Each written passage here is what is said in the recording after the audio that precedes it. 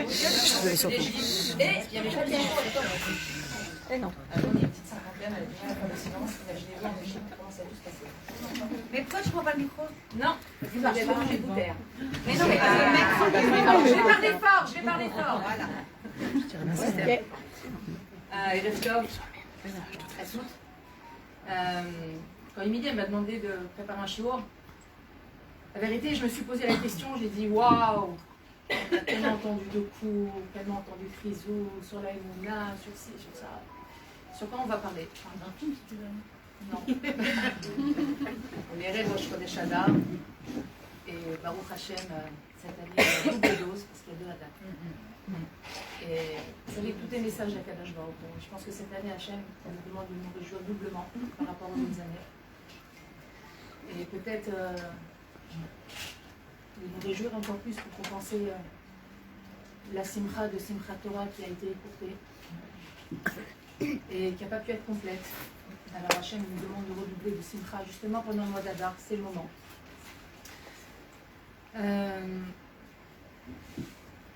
Vous savez, la Torah, elle est vaste. La Torah, elle est éternelle, la Torah, elle est mitzrite, elle est divine, et elle est intemporelle. Et la Torah, c'est comme le monde, c'est un cercle. C'est-à-dire que chaque année, on relit les mêmes parachiotes, chaque année, on refait les mêmes chagim, mais ça ne doit pas être pareil.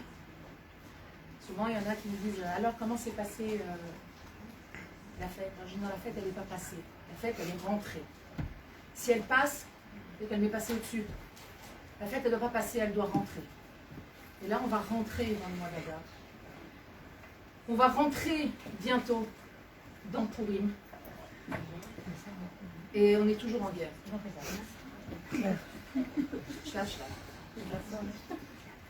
On est toujours en guerre. Et cette guerre, c'est une guerre spéciale. C'est une guerre de Kedusha. Pourquoi? Parce que l'objectif de cette guerre, c'est d'effacer Amalek. Et c'est le seul objectif. Et c'est pas de récupérer la terre d'Israël. C'est mamage d'effacer Amalek. Et le parallèle avec Purim, qui est un parallèle extraordinaire, c'est que Aman était le petit-fils d'Amalek. Donc on arrive aujourd'hui à la fête de Purim, Ezrat Hashem. Et l'objectif d'Aman, on le sait, c'était de finir le travail de son ancêtre, Pashut Meod. Il voulait en finir avec l'homme Israël une bonne fois pour toutes. Voilà qu'Aman y monte la hiérarchie royale. D'accord? Au début, c'était un simple. Vous savez, il travaillait dans les écuries, Aman, au début. Hein, c'était rien. Il n'était rien du tout.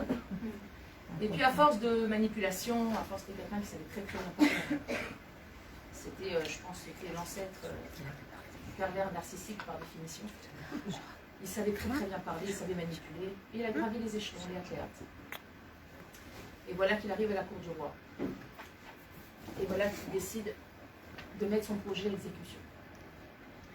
Et comment Aman a présenté le Ham Israël à Achashverosh? Vous savez qu'Achashverosh détestait les Juifs encore plus qu'Aman, il faut le savoir. Seulement à l'époque, même les rois Goy connaissaient la Torah par cœur. Achashverosh, il avait une longue discussion avec Aman.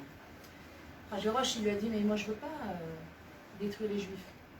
Vu ce qui s'est passé en Égypte, tu as vu comment il a fini l'autre là? Moi je ne veux pas finir comme lui. Hein. Moi, je connais l'histoire, Dieu il est avec eux. On ne sortira jamais vainqueur avec les Juifs. Il m'a dit non, tu vois, ça va être différent. Tu vas voir, ça va bien se passer, fais-moi confiance. Parce qu'Aman, il connaissait la Torah. Et il savait c'était quoi notre prophète. Et comment Aman, il a décrit dans Israël, un Megillah, il décrit comme ça. Vous connaissez tous ce passouk. Parce que c'est un passouk qui est très dur. Yeshno Am Echad. Alors je vais vous faire une traduction littérale. Et ensuite on va comprendre derrière ces mots. Quel est le message? Vous savez, dans la Megillah, je fais une petite parenthèse, le nom d'Hachem n'apparaît pas une seule fois. Dans toute la Megillah, on ne voit pas une seule fois le nom d'Hachem. Seulement Chachamim nous enseigne qu'à chaque fois qu'on voit Hameler tout seul, sans Achashverosh derrière, il s'agit d'Akadosh Baruch Hu. Alors cette année, quand vous écouterez la Megillah, Ezrat Hashem, 2 fois, et que vous verrez Hameler, vous devrez comprendre qu'à ce moment-là, c'est Hachem qui parle. À ce moment-là, ça concerne Akadosh Baruch Hu. Comme ça, il dit Aman. Yeshno Am Echad, il y a un peuple, Mefouzar ou Meforad, dispersé et divisé. Ben Naamim parmi les nations. Bechol Medinot Malchutecha, dans toutes les provinces de ton royaume. Vedatehem Shonot Mikol Am. Et la religion elle est différente de tous les autres peuples.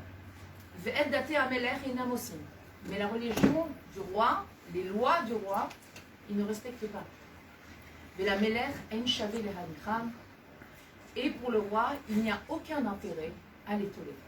Ça, c'est la phrase que Haman va présenter à Achashverosh pour mettre en place, à ce moment-là, se met en place la Xéra de Purim. Maintenant, venez, on va comprendre, on va lire, on va essayer de faire une lecture un petit peu plus profonde et qui va beaucoup nous concerner en cette période-là de ce passage. Yeshno Amechad. Yeshno, c'est les mêmes lettres que Yoshen. Yoshen Amechad, il y a un peuple qui dort. C'est quoi un peuple qui dort?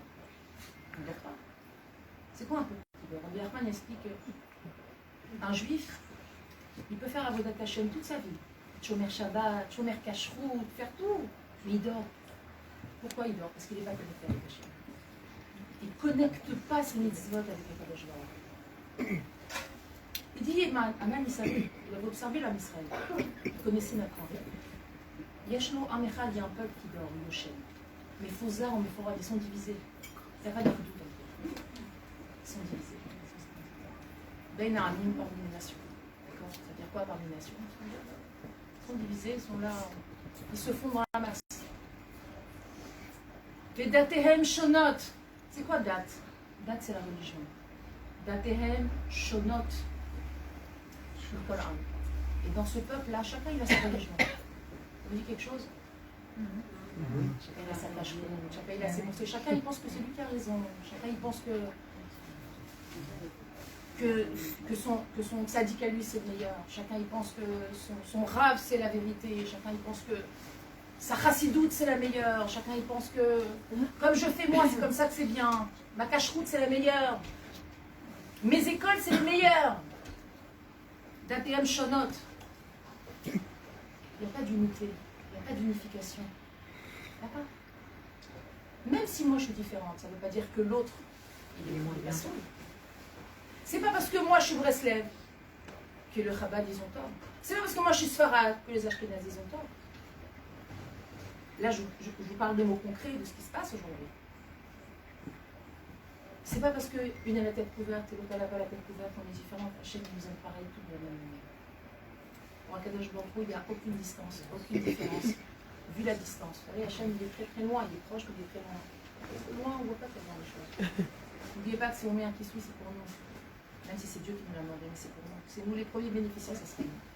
Akadosh Baruch Hu, il n'a jamais mis aucune condition à l'amour qu'il nous porte. Aucune. Seulement nous, on éprouve toujours le besoin d'avoir raison. On éprouve le besoin de dire c'est moi le meilleur, c'est moi qui ai raison, c'est moi qui détiens le net. Shivim panim la Torah a 70 facettes. Hachem il a créé 12 tribus, il aurait pu en créer qu'une. Yaakov Avinu aurait pu avoir un enfant. Et il y aurait eu l'homme Israël avec un enfant. Hachem il a donné 12 enfants à Yaakov.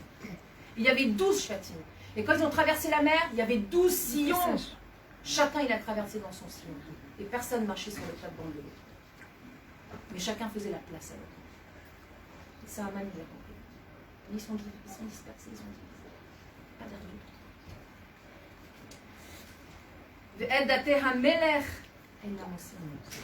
la religion du roi, c'est qui le roi? Il ne respecte pas ton religion. Vela Meler et au roi, il n'y a pas marqué Vela Meler à Achashverosh. Il y a marqué Vela Meler au roi. C'est-à-dire à Kadosh Baruch Hu. En Shavé la Mecha. Pour Kadosh Baruch Hu, ça ne vaut pas la peine de les tolérer, de les garder. À ce moment-là, il y a la Xéra B'Shemayim. À ce moment-là, ça s'est mis en place. Parce que oui, pour Kadosh Baruch Hu, vous savez qu'il y avait une Xéra. Purim, c'est pas Stam. Vous savez que Purim, c'est la seule fête qui va rester après la venue de Mashiach. La seule, de toutes, c'est la seule qu'on va perpétuer, c'est Purim. La Netzach, Netzachim. Quand Mashiach viendra et quand il y aura Kriyat Amitim, on fêtera toujours Purim. Mais le roi, il a compris, il a dit, ben Améler, le roi, hein, il n'a pas besoin de les garder, mais en fait, il n'a pas besoin d'un peuple divisé à chaque fois. Il n'a pas besoin d'un peuple qui se marche les uns sur les autres à chaque fois.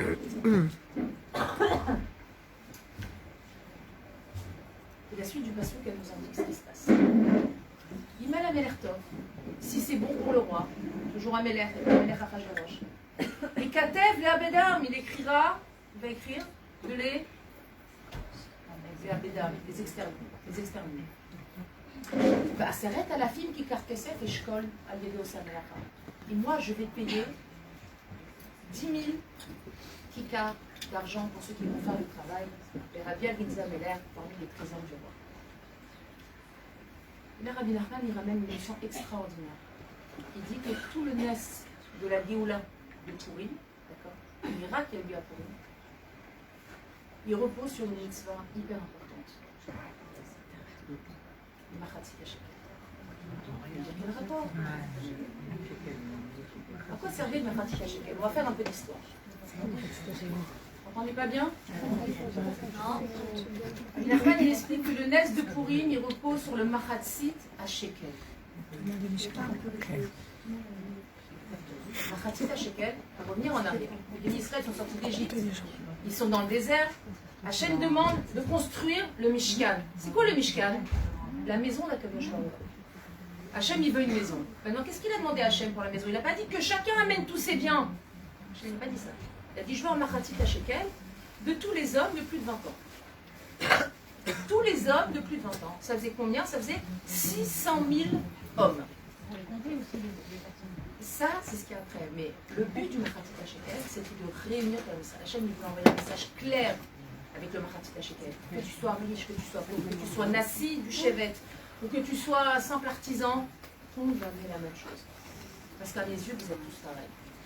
Et c'est en ça que le Machatzit HaShekel, il rappelle l'art de Dieu. Qu'est-ce qu'il a dit à Aman? Regardez, on va faire un petit calcul. La Gemara nous dit 600 000 hommes, ils ont amené un Machatzit HaShekel, ça fait combien? 300 000 shekels. D'accord? 300 000 shekels, nous dit la Gemara, c'est égal à 100 kikar kesef. Maintenant, qu'est-ce qu'il dit Aman? Va aseret à la fille kikar kesef et shkol. Shekel. D'accord? Moi, je vais amener 10 000. Vous savez pourquoi? Parce qu'il a dit, ah, ils ont payé 100. Ils ont payé 100 kikar kesef, moi je mets 10 000. Ils voulaient nous enlever cette mitzvah. Pourquoi? Parce qu'on n'était pas vertueux. Dis-moi, non seulement ils n'ont pas le mérite du Machatzit HaShekel qu'ils ont donné Az dans le désert, mais moi je vais multiplier par 100 la somme. Et de 100 kikar kesef qu'ils ont donné pour la construction du Mishkan, moi je vais sortir des trésors du roi 10 000 kikar kesef. Et à ce moment-là, qu'est-ce qu'il y a marqué ensuite? Vayassar HaMelech, et pas HaMelech Achashverosh. Vayassar HaMelech et Tarbato, et le roi a retiré sa bague. Il a donné son sceau à Abatsa. Pourquoi? À ce moment-là, Akadosh Baruch Hu, il a donné l'autorisation que tout le Ham Israël soit exterminé. Vous savez que tout le Ham Israël est mourir. La Xéra de Purim, c'est pas qu'il allait avoir un massacre, c'est que tout le Ham Israël devait disparaître. Hachem, il avait scellé notre destin à ce moment.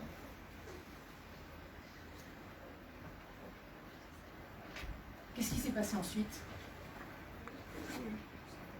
On connaît l'histoire. Mordechai. Mordechai a tzadik. Mordechai a Yehudi. D'ailleurs, le surnom, la définition qu'on donne à Mordechai, c'est Yehudi. Pourquoi on l'appelait Mordechai à Yehudi? Vous savez pourquoi on l'appelait Mordechai à Yehudi? Ben Ishraï rapporte que Mordechai il avait des théories qui étaient longues. Se revendiquer juif. Quand on passait dans la rue, de loin on voyait que c'était Mordechai. Il n'avait pas honte de son corps. Il n'avait pas honte de son corps. Exactement. Il représente, non seulement il ne se prosternait pas devant un mal, mais il avait des périodes longues jusqu'à la taille. Elle dit, moi, quand on me voit, je veux qu'on sache que je suis un juif. Tout le mérite du peuple a reposé sur Mordechai et sur Esther. T'es Breslev alors.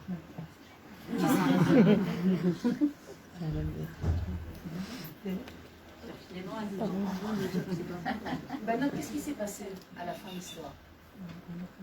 On connaît le déroulement de Purim, d'accord? On sait qu'il y a eu 3 jours de tefila, 3 jours de jeûne, d'accord? Et que sauf le décret, il a été annulé. Et qu'est-ce qui a marqué à la fin?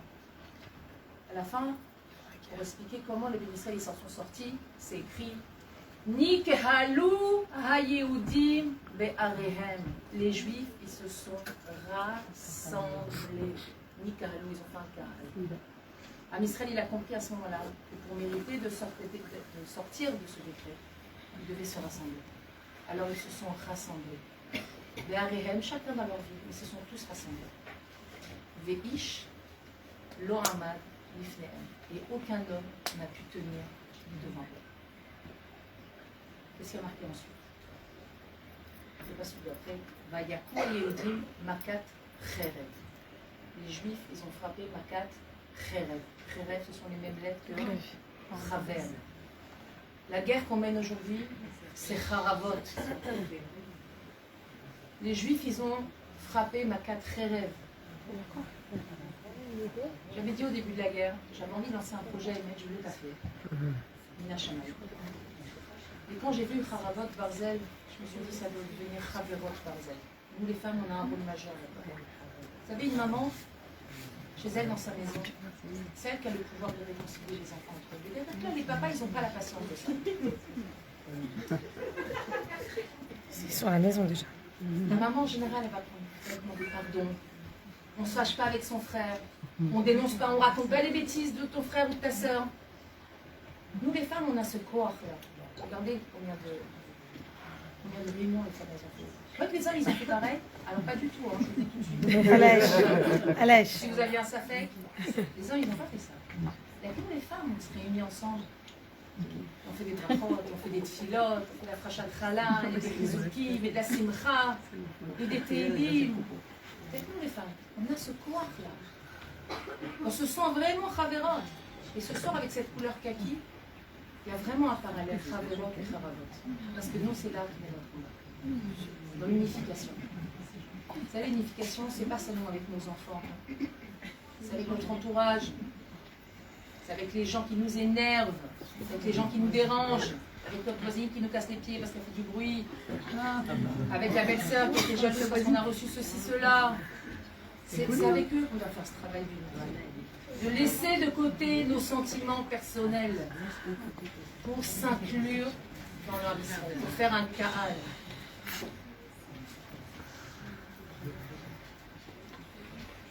Aujourd'hui, on fait Pourim, c'est parce qu'il y a eu de la haris. Et c'est parce qu'il y a eu ce machatzit shekel. Il y a eu cette tzedaka. Alors vous allez dire, mais on a prié, on a jeûné. Oui, c'est vrai. Mais ça, c'était que le kéli. Parce qu'Akadosh Baruch Hu, pourquoi Az il a demandé le machatzit shekel? Chachamim, il nous explique, Hachem, il a demandé le machatzit shekel parce qu'il savait que plus tard, le Ham Israël aurait besoin de ce mérite. Et Hachem, il a été chercher le mérite du machatzit shekel pour venir nous délivrer de la main d'Achashverosh et d'Haman. Nous aussi, on doit apprendre. Je vous ai dit au départ, la Torah, elle est intemporelle. On sait très bien que tout est de Hachem. On sait qu'Hachem, il dirige tout le monde. Mais on s'en rend jamais suffisamment compte. Il y a un fait de le savoir. Dans le savoir, c'est quelque chose qui reste dans le cerveau. Mais après ça, il faut le faire descendre dans notre cœur. Si on arrive à Pourim aujourd'hui, c'est que le message de Pourim de cette année, il est différent de celui de l'année dernière. C'est pas le même. Aujourd'hui, notre Pourim, nos matanot, les Evionim, notre Mishloach Manot, vous savez que le lien de Mishloach Manot, c'est pas d'amener à ses copines. Alors je sais, je vais casser le mythe complètement, c'est vrai. Mishloach Manot, à l'époque, c'était fait pour réconcilier. C'est l'unique but du Mishloach Manot. Celles qui dépensent, celles qui dépensent beaucoup d'argent pour faire des cadeaux à leurs amis, le Mishloach Manot, c'est bien, mais c'est pas la médecine. Sachez-le, vous n'accomplissez pas la médecine. Mishloach Manot.